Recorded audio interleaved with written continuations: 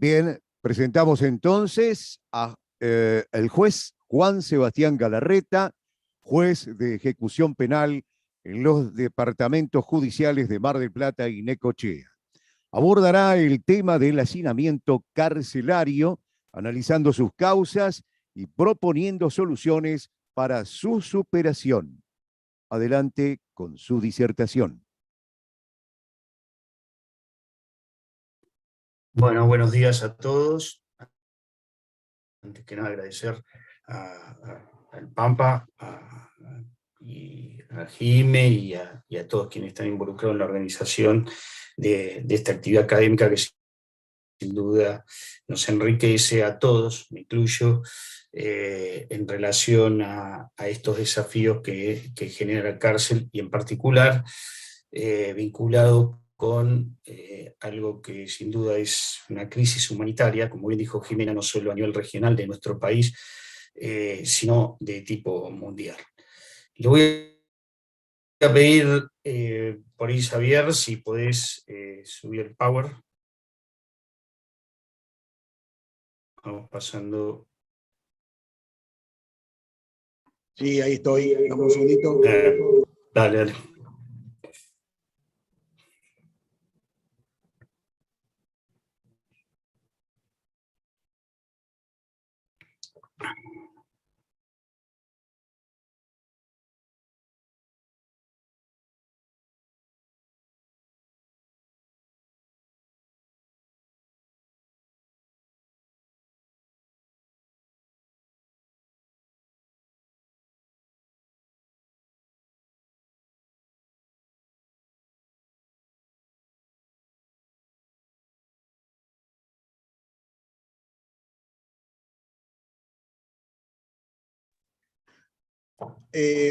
Disculpas, no voy a poder. Me está dando, ahí lo paso. Ricardo, ¿vos podés subir un PowerPoint?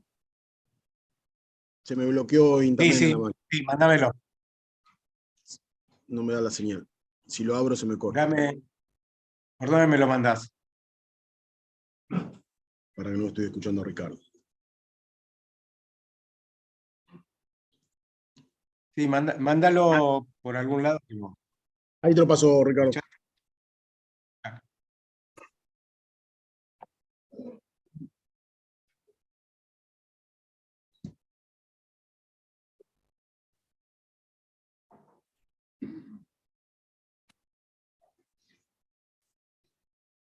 ¿Lo pones en el WhatsApp?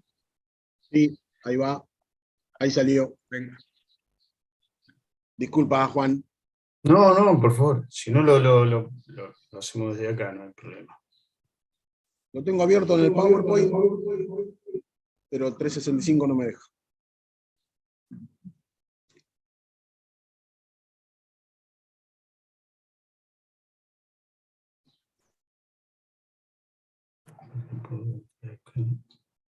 Por algún motivo tampoco me lo deja abrir el... Entonces lo abro desde acá.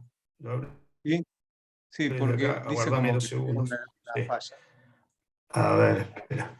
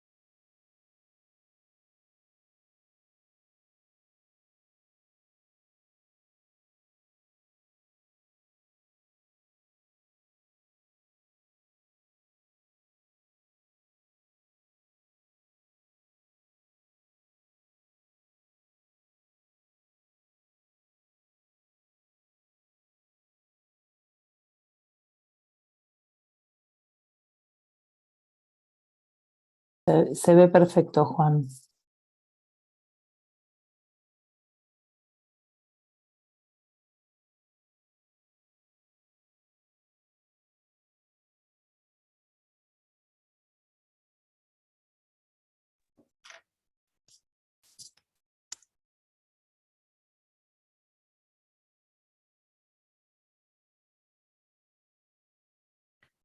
Está muteado.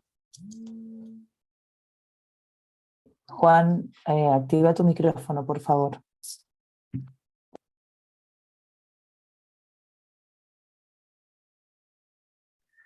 No sé Ahí si me está está. escuchando. Ahí está, ahí me escuchan. Bueno. Perfecto, Juan.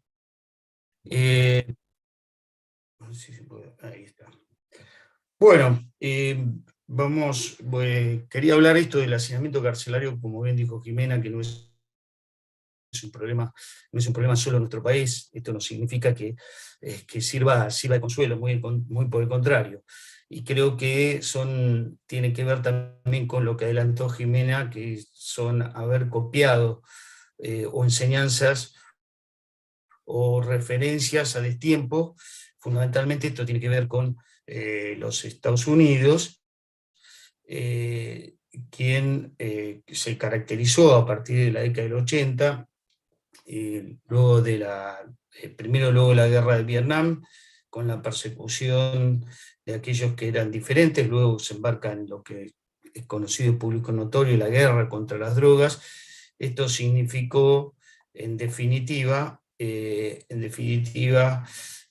la imposición de una ideología a la que voy a hacer referencia y que produjo la superpoblación y que hizo, por ejemplo, esa referencia que tenía todo el continente y el mundo, arribara a 2.300.000 presos, lo cual superó todas las estadísticas. Ahora, lo primero que tenemos que tener en cuenta antes de introducirnos en ese fenómeno que luego se trasladó al resto de la región y del mundo, ¿a qué nos referimos cuando hablamos de hacinamiento? Bueno, el hacinamiento tenemos que partir de tres conceptos. Estos son conceptos técnicos, los aporta la Oficina de Naciones Unidas de Lucha contra el Delito y la Droga, la capacidad oficial, que es lo que tiene que ver con la capacidad, el número de internos o personas privadas de libertad de acuerdo al diseño originario del establecimiento carcelario. Lo segundo tiene que ver con la tasa de ocupación. Esto es justamente la relación que tiene que haber determinada sobre la cantidad de lugares y la cantidad de internos o personas privadas de libertad que efectivamente están habitando ese establecimiento carcelario. Y lo último es la capacidad operativa, que es no solamente el espacio, uno lo asocia enseguida al espacio, sino el espacio sumado al trato digno que debe recibir quien es privado de libertad, y esto se refiere no solo al espacio donde uno pueda pernoctar, se pueda desplazar, sino a una serie de componentes que hacen al alojamiento humano dentro de ese establecimiento carcelario de todos aquellos que han sido privados de libertad como consecuencia de una sentencia condenatoria, o bien, lo que vamos a ver también, como una de las causales más importantes de la prisionización, las medidas cautelares que se dictan durante el curso del proceso.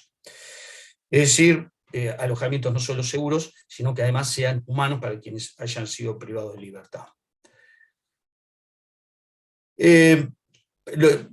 Yo mencionaba lo del espacio, o sea, lo primero el espacio, lo asociamos al espacio. Y con relación al espacio, esto significó poder determinar cuál era ese espacio, que es indispensable para el mejor desarrollo humano dentro, desde ya, del ámbito del encierro. Y bueno, tenemos un informe, referencias en relación a cuáles serían los metros cuadrados indispensables para poder desarrollarse dentro de un establecimiento penitenciario, digo humanamente, reitero, y de acuerdo a los imperativos constitucionales y convencionales. Y tenemos un informe sobre la visita argentina del Comité Internacional del Relator Especial, sobre la prevención de la tortura y los tratos crueles, inhumanos y degradantes, que en base a los informes del Comité Internacional de Cruz Roja establecía en 5 metros cuadrados, 5,4 aproximado, cuando se trataba de celdas individuales, y 3,4 cuando se trataba de celdas compartidas. Luego, y esto es importante porque es lo que debe seguirnos de guía a todos, Y digo de guías y quiero también que tengamos presente que el cumplimiento de las pautas que emergen de los tratados internacionales y que fijan aquellos organismos encargados de la interpretación, constituyen la referencia para a quienes están involucrados en la problemática de los alojamientos en los establecimientos carcelarios, digo, en relación a dimensión, a la ocupación, etc. Y aquí hay una referencia importantísima, como es Montero Aranguren y otros en Retén de Catia y Venezuela, en el año 2006, donde en base a los metrajes que había establecido el Comité Europeo sobre Prevención de la Tortura, Tratos crueles, inhumanos y degradantes, había establecido en 7 metros cuadrados. Y esto es importante, y lo menciono, y me remito a nuestro país, y en particular a la provincia a la que pertenezco, que representa el 50% de la población carcelaria, lo estableció en 7 metros cuadrados por cada prisionero. También, desde el lado de la justicia,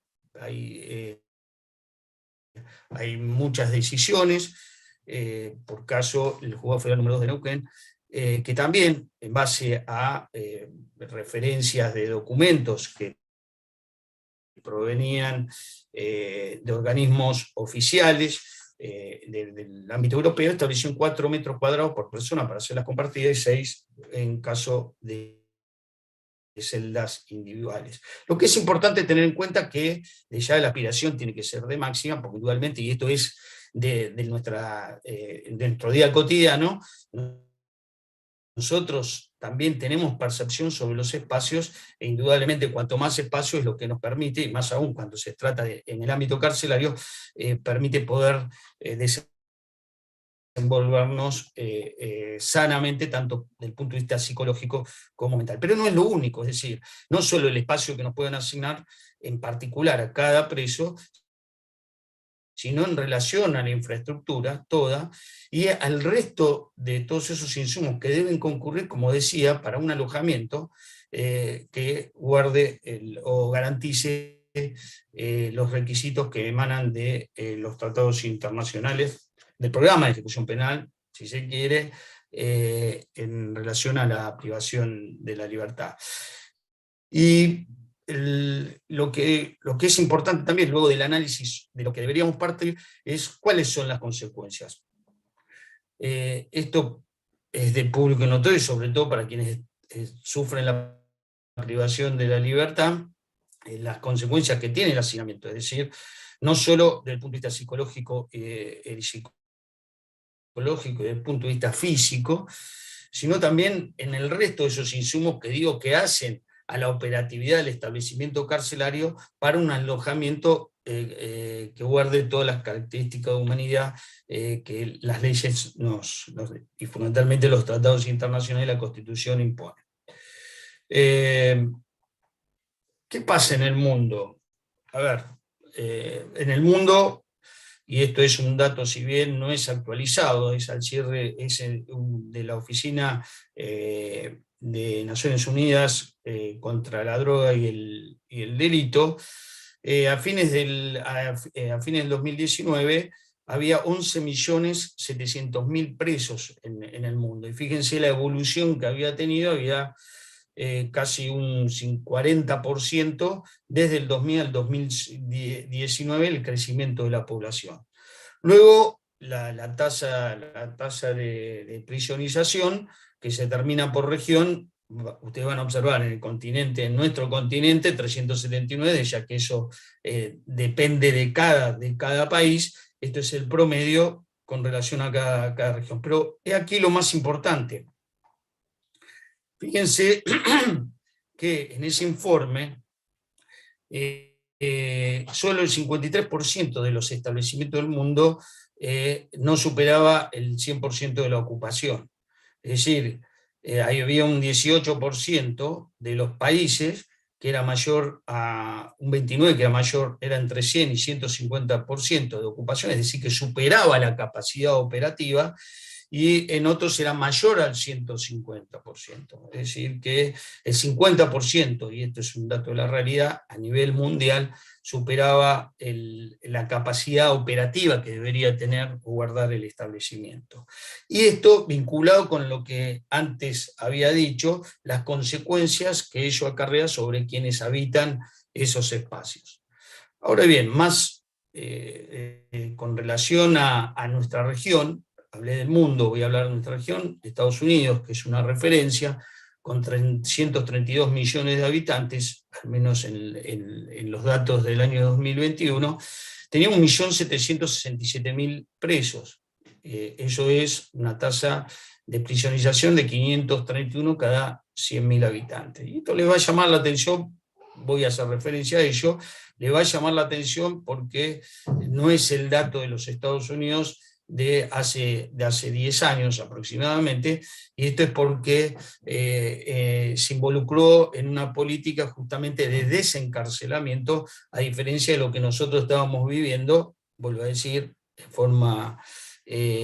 forma permanente, no solo en la región, sino en nuestro país. Por caso, en Brasil, 835.000 presos, 389 cada 100.000, es una cifra muy alta, 146% de la capacidad de operativa de los establecimientos carcelarios. Bueno, en el año 2018, y este es el ejemplo, tuvo que intervenir la Corte Interamericana de Derechos Humanos, primero con una medida cautelar, el Instituto Penal de São Paulo, y luego con una medida provisional, de donde surgió algo que entiendo no solo es originario, razonable y proporcional, que estableció el 2x1 de todos quienes habitaban ese instituto penal, obligó al Estado de Brasil a través del Estado de Brasil al Poder Judicial a que dispusiera la libertad, haciendo esta cuenta. Si la capacidad del establecimiento era de 1.699 presos y había 3.450 presos, decía, bueno, acá se ha superado, hay un 198% de ocupación, ya se superó, está en el doble, con todas las consecuencias que eso acarrea, y eso lo analiza la Corte Interamericana de Derechos Humanos, y dispuso la aplicación a través del Poder Judicial, o sea, diciendo que el Poder Judicial debía disponer la reducción de la pena. Si bien con relación con una salvedad, que eran delitos contra homicidio o integridad sexual, en esos casos debería además analizar los componentes que hacen a la posibilidad del recupero de la libertad a través de los regímenes que preveía la legislación. Bueno, Colombia, otro de los países, esto es en el año 2022, tenía 100.184 internos, 196 era el número de tasa de prisionización cada 100.000 habitantes, y la capacidad estaba superada en a ver, se me fue ahí, sí, en un 123. Bueno, también la Argentina supera la capacidad en 115. Fíjense, Perú, 220%, es decir, que teóricamente en Perú debería aplicarse también los precedentes del Instituto Penal de São Paulo de Río de Janeiro, y en el caso de Chile no se ha superado la capacidad. Por eso las realidades son distintas, y esto tiene que ver con la dinámica y las resoluciones. En Argentina, el gráfico muestra cómo han crecido la población. Entonces, el resumen está en el sitio del resumen mundial del estado de prisionización, y fíjense, esto es al 2020, la data que le había dado yo anteriormente es aún superior, es decir, 114.000 presos y 243 es la tasa de ocupación. Y fíjense la referencia de Estados Unidos, ¿por qué lo traigo a cuenta? Fíjense que hay un punto muy importante sobre la cantidad de presos, que es en el año 2008, 2.307.000, y eso se redujo a 1.674.200, en el año 2020, ahora se incrementó un poco, y la tasa de prisionización bajó desde el punto más álgido, que eran 755 cada 100.000, a 505. Y esto tiene que ver con una política de Estado en la cual se vieron involucrados los dos partidos, tanto el Partido Republicano como el Partido Demócrata, que advirtieron, y además también la influencia de una decisión trascendental como la de la Corte Suprema de Justicia de los Estados Unidos, en Brown versus Plata, donde planteó que en el estado de California se había superado la capacidad. Esto fue a partir de un planteo que hizo Plata, precisamente contra el gobernador de San Francisco, en virtud de la falta de atención de los enfermos desde el lado psiquiátrico. Esto derivó que en la Corte de Estados Unidos, por 5 votos a 4, se obligara al Estado de California que en el término de 2 años debía desalojar 40.000 presos, es decir, en forma automática. Esto no se dio en forma automática, pero sí se fue avanzando. Y además, ambos partidos se sentaron en la legislatura y sancionaron la ley de determinación eficiente de la pena, por la cual empezaron a reducir la población. En los primeros impactos fue de aproximadamente 9.000 presos, y la ley de determinación eficiente autorizaba a los jueces a perforar los mínimos que se establecían con relación a las sanciones penales que se imponían, como así también estableció la retroactividad de la ley, es decir, que los jueces deberían revisar las condenas anteriores en particular sobre aquellos delitos. La mayoría de la población está vinculada con el consumo de droga en los Estados Unidos, con aquellos delitos que tienen que ver con el consumo de la droga o el crack, y con eso poder producir un descenso de la población. Voy a retomar lo que dije al principio. ¿Por qué ese fenómeno en los Estados Unidos, luego que se transfirió en el resto de la región?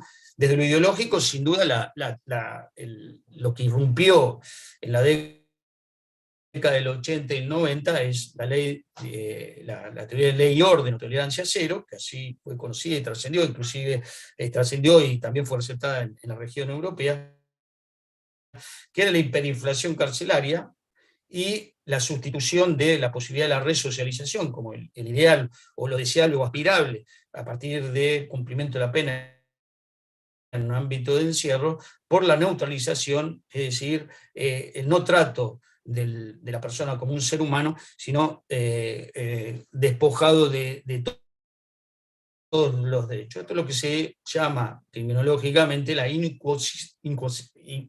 eliminar, quiero decir, neutralizar al sujeto y sin posibilidad de que poder nutrirlo de herramientas con las cuales poder superar esos factores que lo tornan vulnerable al sistema penal. Las reformas, voy ahora, desde lo regional, voy a ir a mi país. ¿Qué es lo que produjo este fenómeno de incremento de la población? Bueno, las reformas y los fundamentos. Fíjense que las reformas, la primera, el artículo 14, en el año 2004, cuando empieza a incorporar delitos que excluyen la posibilidad de acceder a un régimen de flexibilización, como es la libertad condicional, fíjense que los fundamentos, o sea, nada que tuviera anclaje en cuestiones científicas, es decir, en información que provenía de la investigación, sino solamente en sensaciones, muchas veces esas sensaciones establecidas en la población, en la política en particular, a partir de los medios de la información que da periódicamente los medios de comunicación. Si ustedes prenden televisión, esto es algo que nosotros advertimos siempre, van a ver una especie de cadena de informes sobre un delito que se produjo en un determinado lugar, y esto lo mantiene permanentemente. Bueno, esto es crear las sensaciones, y además sin ningún reparo vuelvo a decir, o respaldo fundamentalmente en datos científicos, a partir de investigación fidedigna sobre el fenómeno delictual y la respuesta o las políticas criminales que tendría que instrumentar. Fíjense que sigue en nuestro país, luego de excluir la posibilidad de libertad condicional, también lo hace con relación al resto de los institutos que hacen a la flexibilización del encierro. Y fíjense lo que invocaban los legisladores. Crónica diaria, es decir, en base a lo que surgía de los medios de comunicación, esto que acabo de decir, esa especie de cadena nacional que vemos en todos los canales, se comete un delito y pareciera que esto se multiplicara. No quiere decir no quiero decir con esto que no exista el delito, pero fíjense, innumerables casos que no es necesario enumerar. Es decir, hasta obvian expresamente los legisladores, obviaban la necesidad de esa investigación para seguir una política criminal de superación y en función de la seguridad ciudadana. Decía, debía estar preso en el momento de la comisión del mismo hecho. Esto es decir, que los jueces deberíamos tener una especie de bola de cristal y adivinar. Esto tiene que ver con la reincorporación de los peligros del término de la peligrosidad, esta especie de adivinación que deberíamos hacer respecto de lo que el sujeto responsable, para una vez que recupere la libertad, podía hacer en el medio libre.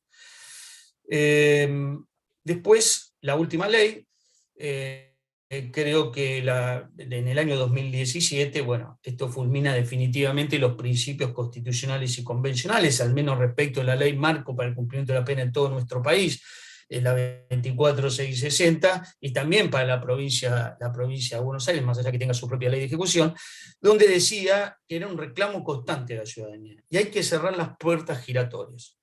Bueno, a ello los jueces que otorgan la libertad, a pesar de que no corresponde.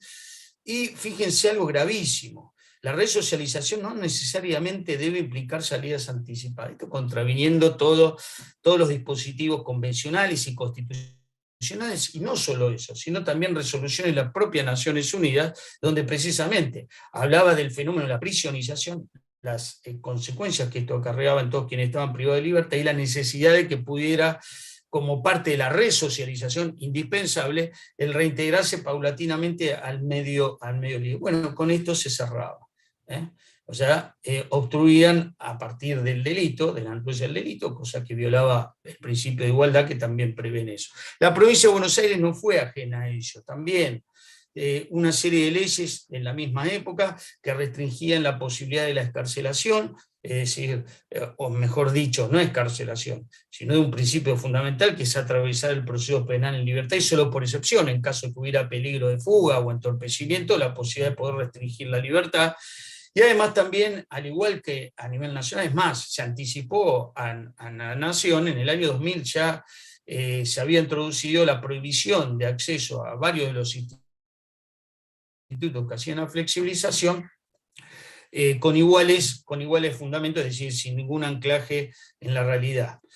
Esto significó mayor restricción de los institutos que hacían la flexibilización o empeorar las condiciones para poder acceder a esos regímenes. Y vuelvo a decir, como presupuesto indispensable del cumplimiento de las mandas constitucionales y convencionales, el objetivo de la resocialización, del cual es inscindible la progresividad. El carácter vinculante o preponderancia de las decisiones administrativas también, y la reinstalación como antícipe de criterios peligrosistas. Por ejemplo, el derecho penal de autor y no de acto. Es decir, que se lo juzga a quienes están privados de libertad no por el desempeño y la conducta que puedan tener en el establecimiento, sino por lo que hicieron o por lo que fueron. ¿Cuáles son las razones? Lo que rige la lógica de las reformas penales es la oportunidad y las necesidades políticas de gobierno. Es decir, que esto está vinculado con las expectativas electorales, es decir, no por casualidad esto se daba fundamentalmente en los prolegómenos de una elección, tanto a nivel nacional como provincial, donde empiezan a escucharse, por ejemplo, la reducción de la inimputabilidad, o bien que hay que incrementar las penas. Esto, discúlpenme la autorreferencia, pero lo he escuchado por televisión de varios de aquellos quienes se postulan en las próximas elecciones, a que habría que aumentar las penas respecto a los delitos de robo y cosas. ¿De qué forma? A través de políticas efectistas y mínima inversión. Es decir, que la política se concilia con la sociedad, a partir de estos discursos de emergencia, de prisionización y castigo, y fundamentalmente también con la víctima. Bueno, esto todo en términos de especulación. Transferencia de responsabilidad a los otros poderes, el judicial y el legislativo. El judicial diciendo que son los responsables de la seguridad ciudadana, cuando esto es absolutamente disparatado y poco coherente con la realidad. Tengamos en cuenta que la cifra negra del delito es del 62%, es decir, lo que no ha ingresado como registro del Estado es el 62%. Del 62%, voy a dar por caso en la provincia de Buenos Aires, en el año 2021 ingresaron 847.000 causas. De las 847.000 causas, los jueces decidieron únicamente por sentencia condenatoria en 20.000 causas. Es decir, que los jueces, que somos responsables también de la superpoblación y el hacinamiento, tan solo abarcamos un 2,5% del conflicto penal. En la provincia de Buenos Aires, de las 847.000 causas que ingresaron al sistema penal a través del Ministerio Público, 713.000 fueron archivadas, es decir, no había prueba o no se investigó como corresponde. Y la intervención interesada de los medios. La intervención interesada de los medios, desde ya que el morbo y la venta o la especulación alrededor de del fenómeno delictual y de lo que ellos podían transmitir, sin duda que favorecía esto. El proceso se caracteriza, fíjense el fenómeno, y esto es lo que atravesó estas reformas de emergencia o de urgencia de los gobiernos que se fueron sucediendo. Un primer momento, alarma colectiva. Un segundo momento de sensibilización, el tercer momento de la promesa, vamos a castigar, vamos a meter más gente presa, y finalmente la reforma. ¿Cuáles son las consecuencias? Fíjense, la provincia de Buenos Aires en el año 2005, a partir del fallo Berbisky, que comienza a descender la población por una decisión de la Corte Suprema de Justicia de la Nación, de que la provincia de Buenos Aires debía adecuar la legislación, así lo hizo, tanto la que tenía que ver con la libertad durante el proceso, como con relación fundamentalmente a ello, y también con relación a los institutos que hacen la flexibilización de aquellos que han sido condenados. Bueno, desciende la población, pero fíjense cómo inmediatamente después, a partir de estos discursos, comienza a crecer. En el año teníamos 200, la tasa de prisionerización era 200 presos cada 100.000 habitantes, y fíjense, en el año 2023 tenemos 320 presos por cada 100.000 habitantes.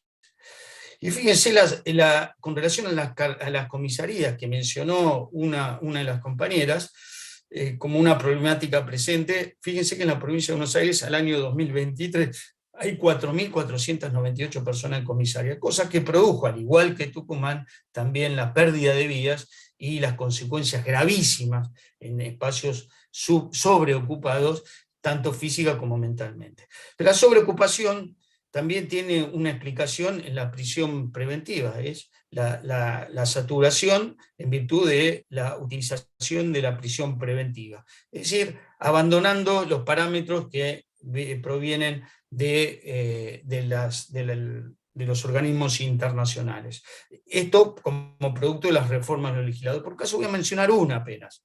No solo que han en su momento establecieron delitos inescarcelables, les digo, en el año 2000 se había establecido como impedimento para la excarcelación en los delitos culposos, no solo robos con violencia, también la discriminación, lo que no tiene nada que ver con el sentido de las medidas cautelares, vuelvo a decir, y el objetivo de esas medidas cautelares del proceso. Esto justamente produce Y fíjense, desde el punto de vista de la ejecución también, y esto tiene que ver con la responsabilidad del Poder Judicial, que en la provincia de Buenos Aires apenas apenas hay un 2% de concesión del Instituto de Libertad Condicional. ¿Qué propuestas para revertir esto?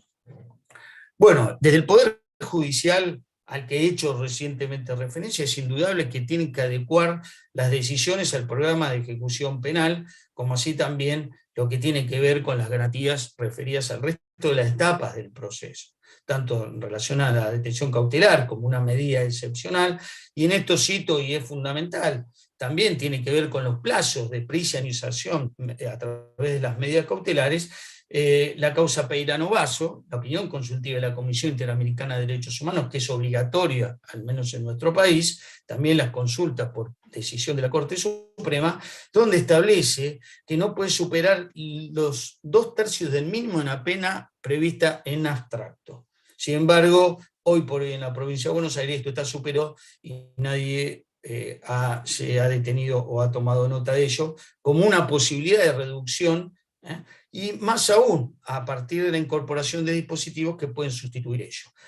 La aplicación del principio de progresividad y no regresividad con relación a la legislación. Bueno, esto tiene que ver con las reformas a las que he hecho referencia. La reinterpretación de las normas que consagran el ideal resocializador en términos, en clave constitucional, es decir, de acuerdo al sistema al que hemos adscrito, derecho penal de acto y no de autor, por la conducta, o sea, por elementos subjetivables durante el tiempo de detención y no por impresiones subjetivas de los funcionarios, no solo del poder administrador, sino del propio Poder Judicial. Esto está incorporado dentro de lo que nosotros vemos como, o sea, se utiliza el término concepto, y se pretende evaluar la ausencia de usufructo de herramientas tratamentales en contra de quienes están privados de libertad, a pesar de que no solo que lo ha dicho claramente la Corte Interamericana de Derechos Humanos, en la opinión consultiva 29 del 30 de mayo del año próximo pasado, que esto es absolutamente voluntario y que ninguna de las características de la personalidad o la reflexión que puede hacer por el delito puede tenerse en cuenta. Asegurar la plena vigencia de la Ley de Medios de Comunicación Audiovisual. Yo creo que también un fenómeno que tiene que ver con la necesidad de abordar el conflicto penal vinculado con la ciudad ciudadana es el abordaje de los medios de comunicación en forma seria, es decir, con investigación mediante, con personas autorizadas y con información fidedigna en relación a la problemática adictiva. Desde ya que reconozco, y esto es una falta de quienes operamos en el sistema, debemos interactuar más con el periodismo a efectos de poder penetrar a través de discursos distintos a los que nosotros vertimos. Además, la reafirmación del Estado como responsable. Sí, ya estamos terminando. Sí, ya termino. Sí, me doy cuenta. Dale, fenómeno, José. Dale, termino. Desde el Poder Legislativo, desde ya modificar la legislación vigente. Modificar toda la legislación que ha sido una de clara regresividad tanto a nivel nacional como de la provincia de Buenos Aires. También, algo que parecerá llamativo, modificar la norma de ley electoral. Esto está pendiente. Es decir, un derecho básico y fundamental, como que todos los ciudadanos, cualquiera su condición, inclusive quienes son condenados, puedan elegir a sus representantes, porque creo que esto es importante y trascendente, sobre todo en virtud del universo de la población carcelaria, para que quienes tienen la responsabilidad puedan modificar. Y por otra parte, la autonomía presupuestaria del Poder Judicial. Esto tiene que ver con la independencia y con ese disciplinamiento que hacen, quiero destacarlo, lo omití, la persecución de las decisiones de aquellos jueces que se aparten de ese discurso a través de denuncias o jury. Bueno, yo creo que lo que hace a la independencia, entre otras cosas, es la autarquía en las distintas jurisdicciones económicas del Poder Judicial, que no dependa desde ese punto de vista ni del Poder Ejecutivo ni Legislativo. Y el Poder Ejecutivo, el desencarcelamiento urgente como parte de un nuevo diseño de política criminal, con la reinversión de los recursos, es decir, en lugar de invertir en la cárcel, reinvertirlo en los programas que hacen a la libertad de aquellos que hayan pasado por conflicto penal, hayan sido condenados, y la reducción desde ya políticas de reducción, que esto es lo que ha invitado la Corte Suprema de Justicia de la Nación a partir de Berbisky. Por otra parte, quiero aclararlo, Berbisky fue una decisión de la Corte de la Nación en el año 2005, y estamos en el 2003 y todavía no se terminó de cumplir. La Suprema Corte de la Provincia de Buenos Aires, la cabeza del Poder Judicial de la Provincia de Buenos Aires, la provincia de más población y sobrepoblación del país, ha tenido que constituir una autoridad para el cumplimiento de la sentencia de Berbisky en función de la gravedad reconocida por ello. El Estado no constitucional, tal como lo ha dicho la Corte Suprema de Justicia de Colombia, el Estado no constitucional de quienes se encuentran hoy privados de libertad. Y abordar, por último, las políticas de seguridad ciudadana como una política de Estado, atendiendo la complejidad en base a investigaciones y datos reales y sin respuestas simplistas, que respondan a la especulación a la que he hecho referencia tanto electoral como de mercado. Esto creo que es fundamental, es sentar a los responsables, tal como sucedió en Estados Unidos, advirtiendo de, quizá los republicanos, debo reconocerlo por una cuestión eminentemente económica. Con esto voy a cerrar, pero fíjense, no solo el punto de vista humanitario, que es lo trascendental, sino que en Estados Unidos, en el año 2008, cuando estaba en la cima de superpoblación, el estado de California gastaba por preso, por persona privada de libertad, $48.000 anuales. Eso cuadruplicaba el arancel de quienes estudiaban en la Universidad de Los Ángeles. Igual en Gran Bretaña, entre el año 85 y 95, en 10 años, el gasto del Estado es de 35.000 libras anuales. Fíjense que si pudiéramos revertir esto, invertir en lo que es necesario, y fundamentalmente en la prevención, no esperar a la comisión o a que se sucedan los conflictos penales, sino trabajar antes en aquellos grupos vulnerables para que no incurran o se reiten en el delito. Bien, con ello doy por concluido y agradezco